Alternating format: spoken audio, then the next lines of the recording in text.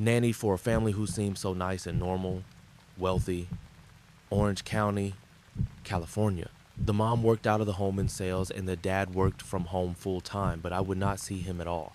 Their den was converted into his office and he had a little fridge and microwave in there for his lunch and stuff. I was not keen on nannying with the parent home, but he never even opened the door to come out while I was working. So, pretty easy. I'd been working for them for about 8 months, and they told me they were taking a family vacation and wanted me to house sit and pet sit while they were gone. Perfect setup. They had 3 sweet cats and 1 pit bull. I'd interacted with the dog a handful of times and even walked him a few times without issues. 0.99% of the time, he was in the office with the dad while he worked. I head over the day they're leaving to help them load the car, etc., and they give me all the instructions. Seems easy peasy. I get settled in and take a shower. When I get out of the shower, the dog is sitting on the bath mat dripping blood. I panic thinking he's cut himself or is injured, but then I realize that I'm wiping the blood off and there's no injury. So I start following the blood trail only to find one of the cats literally ripped apart. I panic and call my boyfriend at the time because I have zero clue how to handle the situation. I immediately call the family to tell them, but they're on their flight, so it goes right to voicemail. I didn't know if they'd want to cremate any remains or anything, but I didn't want to wait to find out. My boyfriend helps me clean it all up and I'm literally shaking from the whole thing. I put the dog in the crate and try to figure out what to do next. The other 2 cats are terrified and hiding under the master bed. I bring food and water in there to help them relax and I shut the door. The next day, I still haven't heard back from the family and I'm getting pretty concerned. I head out to run a few errands for about 2 hours. When I get back to the house, it's an absolute bloodbath. There's blood all over the floors, walls, furniture. I see cat hair everywhere, and I literally turned around and walked back outside. I called my mom and boyfriend because I was hysterical. My boyfriend got there and went inside. The dog had slid the bottom of his crate out and clawed the crate until he busted it open.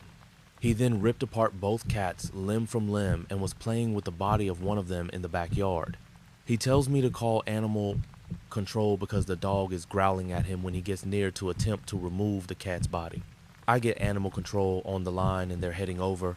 I begin calling the family non-stop, probably 30 times, no answer. On their emergency contact sheet, they left the name of their resort, so I decided to call the resort and tell them it was an emergency. I finally get a hold of the mom and she's totally nonchalant about it and says, "Oh, yeah, Biddy, dog, doesn't really like the cats. This has happened before and is totally casual about it. Tells me to clean up what I can and that she'll send professionals over in the AM. I tell her that I had to call animal control because the dog was in the backyard growling over the cat's body and she legit goes, he's so silly and lost. I hung up the phone in tears. Animal control gets there and takes the dog with them after hearing the story of what happened. I left and never went back. She sent me a check for $500 about a month later, and I heard from friends that not only had the dog done that to multiple other cats, it had also ended up attacking the dad 2 days after they got back from their trip. In college, I nannied on a regular basis for a few families, but I would also occasionally babysit other random families I met or found on Sitter City here and there if I needed extra cash. It was about a couple months or so before I was set to move into my own place out of state with my boyfriend, and so I was picking up a lot of random occasional sitter jobs. I meet this single dad through Sitter City who needed a sitter for 2-year-old boy. I make it clear that I'm only available on an occasional basis and that I'm moving with my partner very soon. He says that's fine. The first time I go over, I get a weird vibe from DB. He's very overly touchy with kid to a point where I feel uncomfortable, and it doesn't seem like the kid is comfortable either. He also more than once touches my back, and I don't know why I never said anything, but I just kind of jerked away from him and try to brush it off. He also tells me that if I need to use the restroom, I can just keep the door open and he probably won't walk by. What's the F? So yeah, he has already given me the ick after the first meet, but I keep going because I need the money and I really loved NK. He was so sweet and adorable. But yeah, DB keeps being weird and I keep just brushing it off until finally it got really weird and I just stopped going. But then he hits me up again to come and offers me $50 an hour to come help him decorate NK new nursery. He had just moved into this place, pretty sure him and mom had just separated. I agree to go because that's like double what I got paid usually. But as I'm talking to him, I'm like, wait, NK is gonna be there, right? DB is like, oh, no, he was actually supposed to be with his mom, but I can have her bring him if you're more comfortable. I'm like, yes, please. So the day comes, I go over there, and guess what? NK is not there. He does the weird touching my back thing again, and I pull away, and I'm like, where's NK? And he's like, oh yeah, he should be here soon. I told his mom to bring him at 11. In my head, I'm like, okay, well, why was I told to come in 2 hours before he got here? Like, what? I keep trying to make a point of mentioning how I'm moving in literally like 5 days with my boyfriend, and he keeps saying how I shouldn't move and should stay there and work for him. Keep in mind, I've probably only gone over there a total of 5 times. Finally, the kid gets dropped off, and I just try to focus all my attention on NK, even though DB is just lurking around and talking to me still. Also, we don't decorate anything, so that was all a lie. Basically, I think he just realized I wasn't going to come anymore, and he wanted me to come so bad he offered me an insane amount to come and used interior decorating as an excuse. Also, DB tells me him and mom are in process of potty training NK, and at one point he's like, oh, it's time for NK to try to go potty, and he literally takes NK and forcibly holds him down on the toilet and makes me stand there and try to console NK while he's screaming bloody murder and hyperventilating. I was literally appalled and almost started crying, like he literally traumatized that little boy. What kind of PT tactic is that? NK ended up peeing on my feet a little bit on accident, and the dad was like adamant about insisting I shower. And I'm just like, no thank you, I'm okay. When I left that day, the little boy clung to me so hard and was screaming for me to stay. And I'd only met him like 5 times. It was so sad. I just knew he felt so unsafe with DB. After that, the dad would text me constantly for months asking how I was and saying he wished I still lived there so he could take me out. And it was so weird. I never responded to him. But a few months ago, I got a message from Sitter City saying he had been terminated for unacceptably inappropriate behavior or something along those lines. I hope that what I experienced with him was the worst and that he didn't hurt any other girls who were employed by him. I feel like I can't talk to anyone about this. I can't think about it without crying. I don't know how to deal with any of it. I had a job looking after the child of a family friend. The child isn't a baby, but they're still pretty young.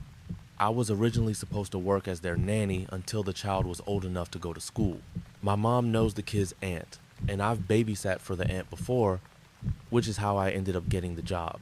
The dad has a job that allows him to work from home, but most of the time he is stuck in his office all day, so I really only ever saw him in passing. If I spent any significant period of time with him, the mom was always there. He never gave me a reason to be afraid of him. I didn't really think anything of being alone with him in the house with the little one all day. The few times he came out of his office to handle the nap time routine or to play for a little while, we didn't really talk much. I feel like I'm over explaining myself. I don't know. A few weeks ago, the little one fell asleep in the living room just before I was going to put them down for a nap. I decided to just get them comfy on the couch and work on one of my midterms. The dad came out of his office at one point and sat down near me. It was fine at first. He was reading a book, I was typing on my computer, and even though the silence felt a little uncomfortable, it wasn't really bad or anything. I don't want to be specific about what happened, but he pushed me down on the floor and I didn't do anything to stop him. I just froze. I said no a few times, but I couldn't make myself run or fight or do anything else. I just couldn't stop thinking about the fact that his child was sleeping 4 FT away from us. I thought about how scared they would probably be to wake up and see their dad hurting me like that, so I didn't say anything else.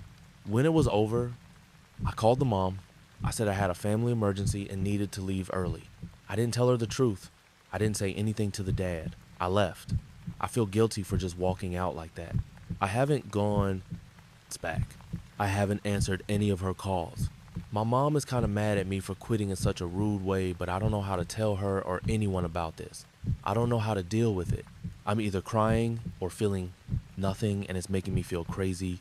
Every time I think about it, I feel like I can't breathe. None of this feels real, but it also feels very real at the same time. I'm telling this because bottling this up is killing me on the inside. The guilt and anxiety has been building for a decade and I just can't take it anymore. My parents hired her when I was 10. I nearly burned the house down while home alone the month prior, and they were too busy working to look after me themselves. My dad wanted a professional nanny, but my mom insisted on hiring her childhood friend. I'll just call her Sarah. Sarah had just lost her job as a nurse, and my mom wanted to help her get back on her feet. I hated her immediately. Her hair was ratty, her breath smelled like fish, and she seemed to think cheap perfume was a substitute for bathing. The first few months were fine, but she quickly started pushing boundaries. It's weird to say, but she'd treat me like one of her girlfriends. She'd go on for hours about abusive ex-boyfriends and childhood bullies and drunken one-night stands, always making sure to swear me to secrecy afterwards. My clubs and sports were my only time I got away from her, but she convinced my parents that they were interfering with my grades and got me pulled out of them. After a year, my routine was coming straight home, hanging out with Sarah for 6 hours and going to sleep. I'm not going into detail, but that's when the assaults began. My grades immediately took a hit and so did my sleep. It all came to a head one day when I got a detention for falling asleep during a test. My dad was called in, and after a few minutes of him questioning me about what was going on, I told him everything. That's the closest I ever saw him get to crying. When we got home, he and Mom had an hour-long screaming match where both blamed the other for letting this happen. I was scared, but also hopeful that it might finally be over. However, the next night when I came home from school, the energy had changed completely. Sarah was at the table along with both my parents, and it looked like they'd been talking for some time. They told me to sit and asked if I had anything to say for myself. I asked what they meant, and my mom said that Sarah had told her everything. Apparently, Sarah had spent the day making me out to be some sort of sex-obsessed pervert who'd been harassing and groping her for months. She had flipped every accusation I'd made back around on me, and infuriatingly, my parents had sided with her. I obviously denied all of it at first, but after an hour and a half of my dad grilling me and picking my words apart, I began to think it really was my fault. By the end of the conversation, I was tearfully apologizing to Sarah for my disgusting behavior and promising to never lie again. The next day when I got home, Sarah was there again. She made me say sorry for sharing our secret, and the assaults began again. It continued like that for another 3 years, and this time I stopped trying to resist. Normally I spend my days brainstorming ways to avoid her, but by then I'd figured there was nothing I could do. I developed a sort of helplessness that killed all my motivation and followed me long after she was gone. I know it could have been worse, but the ordeal really screwed up how I see things. I've been depressed, anxious, and friendless ever since, with no signs of it changing. I have mild pancreatitis from drinking and scars on my arms from self-harm. When I try talking to my parents about it, they just gaslight me. I've tried church, therapy, and meds, but nothing works. I just don't want to feel like this anymore. I am a regular babysitter. I'm a 16-year-old girl, so it's basically my job. I was babysitting my mom's best friend's nieces, and they're 6 and 9. So the younger one also gets tantrums that fit the description of an exorcism. She has a condition with her legs and arms, so she can't bend them all the way like we can normally. She is extremely violent and gets pissed off easily. So the parents basically don't give a shit about the kids and gave me like $200 just for food and candy for them, plus $100 for babysitting overnight. So here I am babysitting the kids, and the younger one starts picking up the dog, and the dog bites her lightly, as if to say, dude, leave me alone for a sec. And she gets pissed off and starts hitting the dog, and I immediately get the dog away from her, and she starts jumping on my back and hitting my sides with her feet, and I get pissed off. I push her off and put her on the sofa and say, if you're not sitting in the exact same spot when I come back, I'll call your parents. She looks genuinely scared and promises to stay. I go to let the dog out in the yard and hear a small giggle and run to the sofa to scold her, but she's reading and looks like she hasn't moved. And already there, I start thinking ghost. But I of course try to blow it off and say it was her or the wind or just me, so I forget all about the open door, and I go to the kitchen and order pizza and feel something tug at my hip, and look down to find nothing there and just brush it off again and go out to get the dog in again. When I get to the door to the yard, I see it's closed and locked, and the dog is standing there looking extremely terrified. Now I think, okay, definitely ghost, because the yard is childproof, because or else the psycho kid would run out all the time. I let the dog in and pretend not to be scared shitless. The oldest girl is playing with their guinea pigs in their room, and the younger one all of a sudden becomes sweet and cuddles up to me with her covers and asks me to read to her and eventually falls asleep. I watch TV for a while until I see something run past me out of the corner of my eye. There's nothing there, but I assume it's the older girl, even though I still have the ghost thing in the back of my mind, so I go check on her. She is asleep on their small sofa in their room, and all of a sudden I hear the loudest piercing scream from downstairs, and the older girl also wakes up and sees me in her room and yells for her sister as we both run downstairs. When we get down there, the smaller girl is crying, saying someone pulled her hair, and starts fighting with her older sister, saying it was her, and I pick her up and call their parents, telling them to get home now because something is in the house and it's evil. They're drunk as fuck, and I call my mom's best friend and tell him to come pick us up.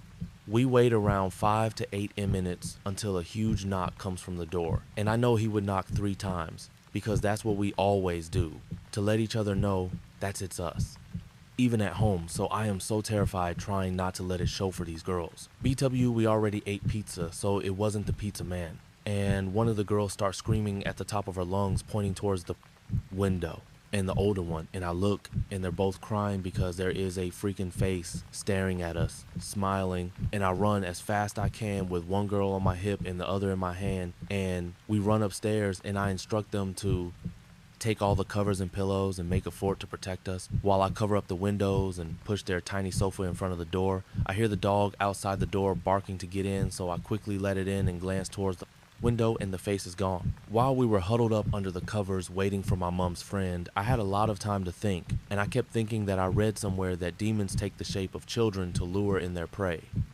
And I think that was the giggle I heard. Eventually the friend arrives and we run downstairs, and they spend the night at my house with my mom and her friend. I've babysat them at my house Eve since, and every single time I babysit, I am scared shitless walking into a new house with new babies in case it happens again. I know it sounds bizarre, and trust me, I wouldn't believe the story myself if I heard it, but I am getting paranoid just telling it here, and I wish it was a made-up story. Background: my babysitter, Laura, not real name, has been babysitting my now 5-year-old son since he was 1. I have never had any concern that she was anything less than great with the kids. When I had my now 8-month-old daughter, it was no question that both the kids would be going to the same babysitter. Over the past 8 months, Laura and I have gotten much closer than our previous babysitter-mom relationship and became best friends.